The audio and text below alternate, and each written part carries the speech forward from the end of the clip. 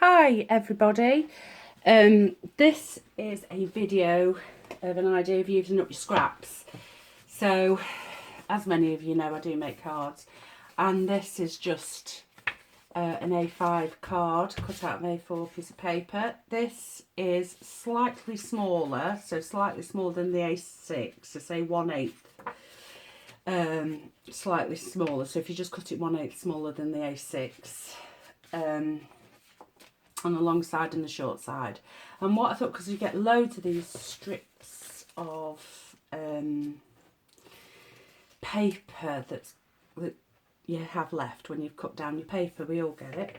So this is actually paper from the retro kit. I'll hashtag Leslie Bromfield in case, because she sells adorable card kits every month, and this is the June card kit, which like I said is Retro Kitchen, just in case you want it. So all that I'm going to do is, this isn't my idea, I've seen this on Made It by May May. So this is where I've got this idea from. It certainly isn't my original idea. So if you want to go over to Made It by May May, which is, I'm sure most of us know, and that's where I got it from. So I'm going to do it with tape because I don't want glue marks on the paper. So I'm simply just going to do it with tape, just so it's a bit neater. Actually got quite a chunk there, haven't we? Do my next one with that. And you just leave lines in between so it shows the colour off underneath.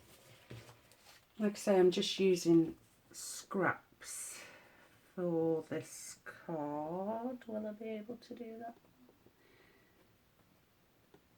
No. Just simply scraps to create a panel to go on an A6 card. So you just stick them down,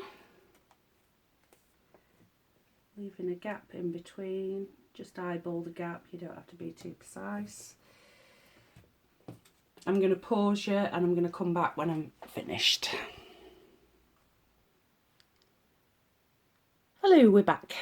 Right, so I've finished doing the panel. I've cut round it and stuck it on, and there's a stamped best wishes on the inside. Now this is another card to use your scraps up with. I have shown this before on the 10 cards 1 kit, from the Retro Kitchen kit. That's back in my videos if you want to click on that and have a look. So that's another one, and this is perfect for if you haven't got like the bunting die or anything. You just cut your paper, it's a slant, and stick it on.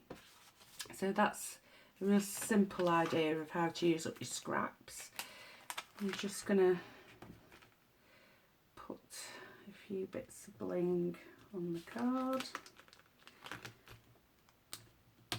just to give it a bit more accent.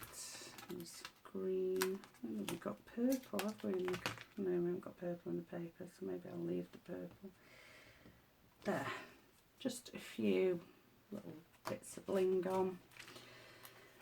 Never hurt, did it, putting a bit of bling on? There.